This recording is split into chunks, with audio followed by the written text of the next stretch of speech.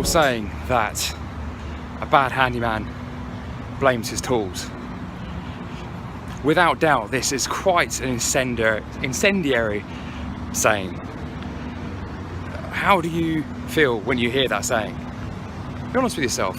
What's the gut feeling when you hear that?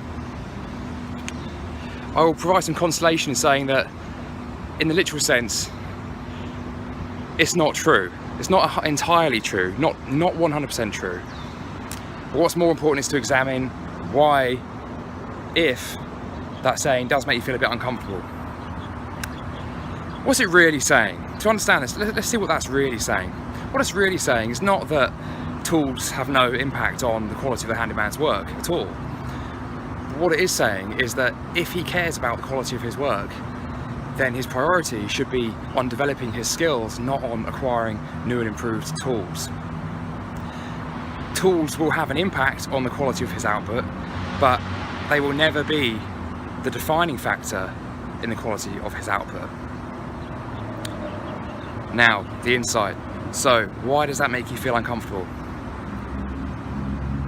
In some sense, we're all bad handymen, in the sense of the human condition.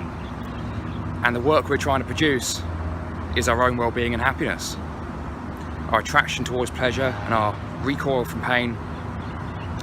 Two processes on the path to self-actualize and enhance our own well-being.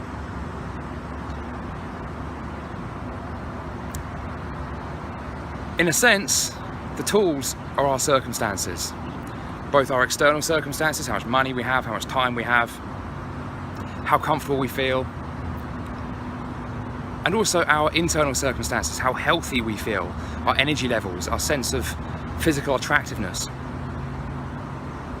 These things may well have an impact on our ability to feel good and to climb Maslow's hierarchy, to experience a greater sense of well-being. But they're not the defining factor.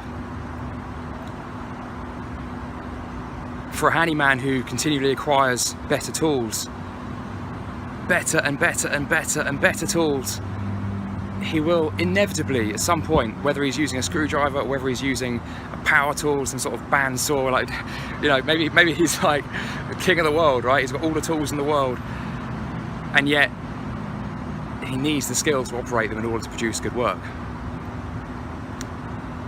And some handymen may realise this before others. They may realise this at various levels of tool acquisition, but at some point you're going to realise that they're just tools.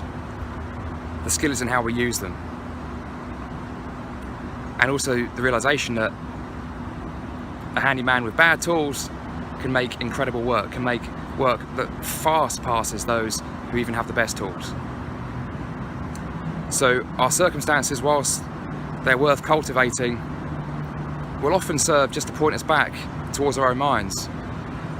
And a healthy mindset is therefore not only the end goal unto itself, but it is also the thing worth practicing as a priority.